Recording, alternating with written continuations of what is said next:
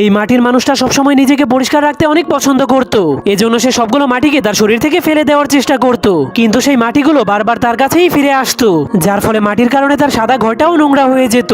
এজন্য সে তার ঘরটাকে পরিষ্কার করার জন্য সেই মাটিগুলো মোছার চেষ্টা করলে তার ঘরটা আরো বেশি নোংরা হয়ে যায়। তখন তার মাটির হাতগুলোকে দেখার পর মাটির লোকটা ভাবতে শুরু করে, যদি আমার কাছে এক বালতি পানি এবং হাতের গ্লাভস থাকতো তাহলে আমি আমার ঘরটাকে অনেক সুন্দর করে পরিষ্কার করতে পারতাম। কিন্তু তখনই লোকটা দেখতে পায় তার ঘরের মধ্যে একটা বক্স চলে এসেছে। এরপর সে ওই বক্সের ভেতর থেকে হাতের গ্লাভস এবং এক বালতি পানি নিয়ে তার ঘরটাকে পরিষ্কার করতে শুরু করে দেয়। কিন্তু তার ফ্লোরে আবারও ময়লা লেগে যাবে এই ভয়ে সে ধীরে ধীরে পিছাতে শুরু করে দেয়। এর কয়েক মিনিট পর তার পুরো ঘরটাই পরিষ্কার হয়ে যায়, কিন্তু সে হাঁটতে গেলেই তার ঘরটা আবারও ময়লা হয়ে যাবে। এজন্য সে ভাবতে শুরু করে, যদি তার কাপড়ের জুতা থাকতো তাহলে তার ঘরটা আর নোংরা হতো না। যা ভাবার পরেই সেখানে আবারও একটা জুতার বক্স চলে আসে।